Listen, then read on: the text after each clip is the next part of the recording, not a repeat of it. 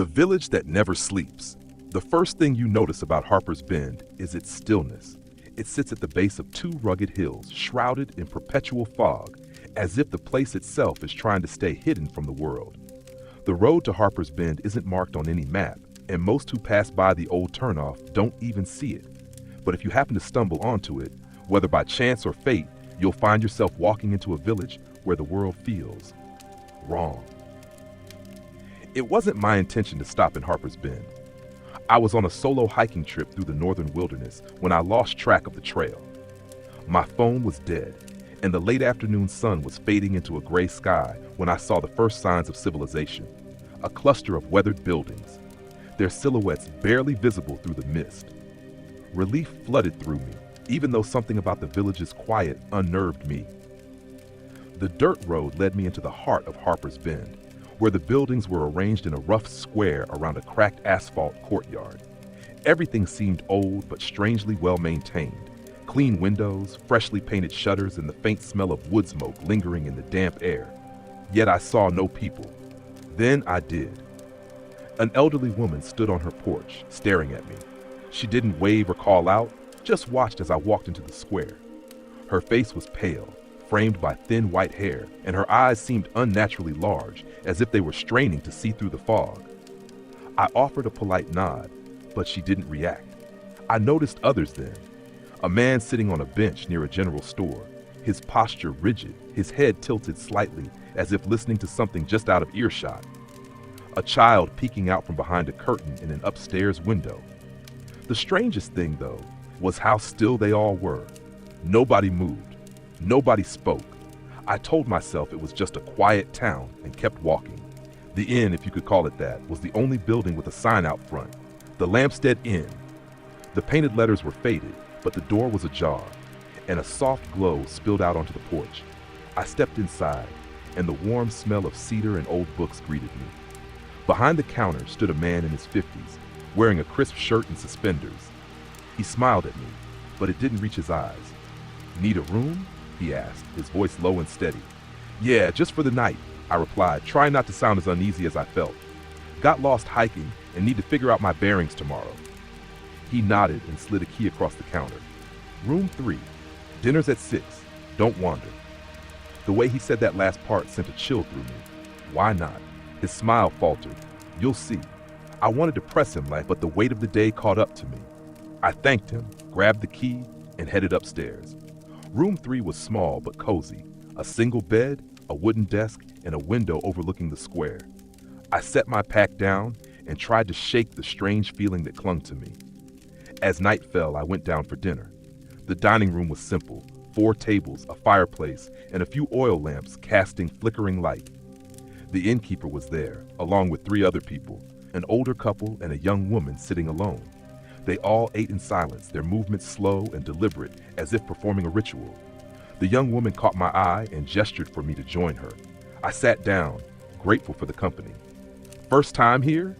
she asked softly. "Yeah," I said. "Got lost on the trail." She nodded, her expression guarded. "You're lucky. Most people don't find this place unless they're meant to." I frowned. "What does that mean?" Before she could answer, the innkeeper cleared his throat. "Dinner's over. Everyone to your rooms." It wasn't even 7 o'clock, but nobody protested. The couple stood and left without a word. The young woman leaned in close before following. "Whatever you do, don't look out your window tonight." I didn't plan to listen. That night, as I lay in bed, I couldn't shake the weight of her words. Outside, the village was silent, too silent. No crickets, no wind, just an oppressive stillness that made my skin crawl. Around midnight, I heard it. A faint rustling, like leaves brushing against each other, though there were no trees near the square. Then came the footsteps, soft, deliberate, and far too close. My heart pounded as I remembered the woman's warning. I forced myself to stay still, staring at the ceiling, but curiosity gnawed at me. Finally, unable to resist, I crept to the window and pulled back the curtain. The square was full of people. Dozens of them stood perfectly still, their faces turned toward the inn. Their expressions were blank, their eyes unblinking, and their heads tilted slightly, as if listening to something I couldn't hear. My stomach churned as I realized these weren't the villagers I'd seen earlier. Their clothes were tattered, their skin pale and mottled, and their movements, when they moved, were wrong, jerky, like marionettes with broken strings. One of them turned its head, snapping it toward my window with unnatural speed. Its hollow eyes met mine, and I stumbled back, dropping the curtain. The rustling grew louder, joined by faint whispers that seemed to seep through the walls. "Leave," the whispers said. "Leave while you can." The next morning, I packed my things and went to check out. The innkeeper didn't say a word as I handed him the key, but his eyes bore into me, filled with something that might have been pity. As I stepped outside, the villagers were there, all going about their day as if nothing had happened. The woman from dinner stood on the porch, watching me with an expression I couldn't read. "You looked, didn't you?" she asked. I nodded, unable to speak. She sighed. "Then you'll hear them now, wherever you go." I didn't wait to ask what she meant. I left Harper's Bend and didn't look back. But she was right. Even now, in the dead of night, I hear the whispers. They follow me, growing louder with each passing day. And I know that one day, I'll wake up to find them standing outside my window again.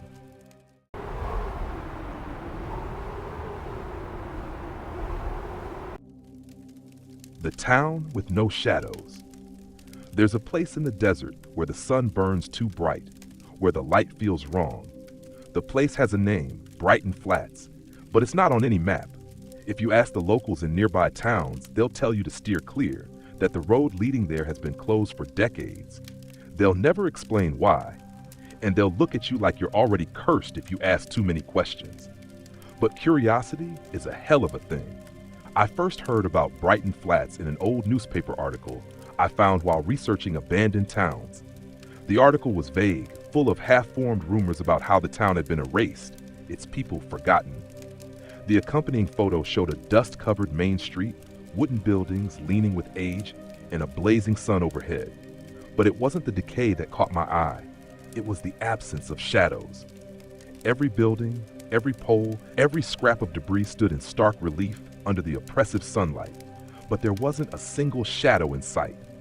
I should have let it go, but something about it grabbed hold of me and wouldn't let go. I had to see it for myself. The drive to Brighton Flats was uneventful, the road winding through endless stretches of barren desert. By the time I arrived, the sun was high, and the air shimmered with heat waves.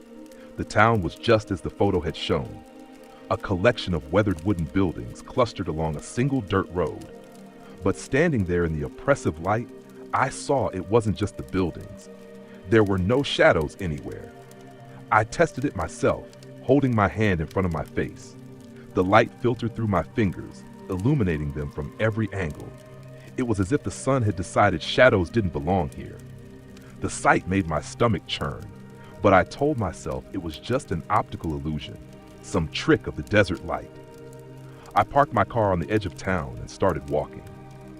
The silence was suffocating. No wind, no insects, not even the faint hum of distant life. It was as though the world had been muted.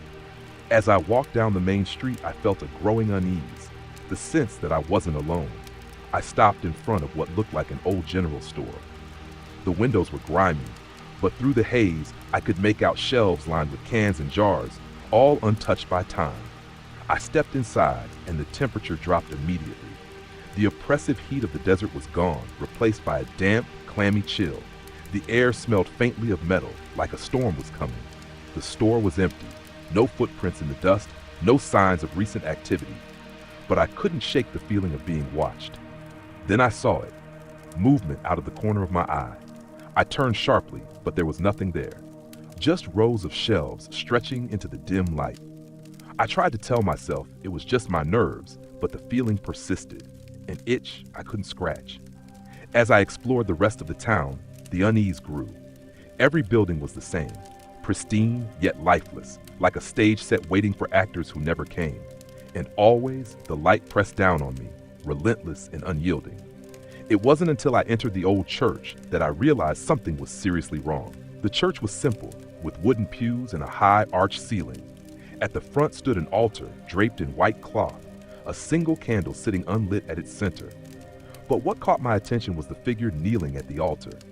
It was a man, or at least it looked like one. His head was bowed and his hands were clasped in prayer. "Hello?" I called out. He didn't move. I approached slowly, my footsteps echoing in the empty space. As I got closer, I saw that his skin was pale, almost translucent, and his clothes were tattered as if he'd been sitting there for years. But the most disturbing part was his shadow, or lack thereof. Even with the sunlight streaming through the stained glass, he cast no shadow. I reached out, hesitant, and touched his shoulder. His head snapped up, his face twisting into a grotesque grin that stretched far too wide. His eyes were hollow, black voids that seemed to swallow the light. Before I could react, he whispered two words, "They're coming." I stumbled back, my heart racing, but the man didn't move again. He simply returned to his kneeling position, his head bowed as if nothing had happened. I didn't wait to see more. I bolted out of the church and back into the blinding sunlight. That's when I saw them. Figures emerging from the buildings, stepping out into the street one by one. Men, women, children, all with the same pale, translucent skin and hollow eyes. They moved slowly, deliberately, and all of them were watching me. None of them had shadows. I ran toward my car, but the figures were everywhere now, closing in from all sides. The air grew thick, the light more intense, and a high-pitched hum filled my ears. My vision blurred as I fumbled with my keys, finally managing to get the door open. I slammed it shut and started the engine, peeling out of the town as fast as I could. The road back was different. The desert stretched endlessly in all directions, and the light seemed brighter, harsher. I drove for hours, but the scenery never changed. The same scrubby plants, the same distant hills, over and over. Panic set in as I realized I wasn't getting anywhere. Then I saw it, Brighton Flats, appearing in the distance like a mirage. Somehow I had circled back. I stopped the car, my hands shaking. The figures were waiting for me in the middle of the road, their faces twisted into those unnatural grins. The hum grew louder and the light began to pulse, each flash washing away more of the color around me. I turned the car around and sped off again. But no matter where I went, I always ended up back in the same place. It's been 3 days now, or at least I think it has. The sun hasn't set once, and I haven't slept. The figures are closer each time I return, their grins wider, their hollow eyes more piercing. I know they're waiting for something, but I don't know what. The worst part is the light. It's inescapable, burning through my skin and into my bones. I see it even when I close my eyes, and sometimes, just for a moment, I think I can see shadows, my shadow, slipping away from me, stretching toward the figures like it belongs to them. I don't know how much longer I can keep driving. The fuel is almost gone, and the road never ends. All I know is that once the car stops, they'll come for me. And when they do, I'll become one of them. Just another resident of the town with no shadows.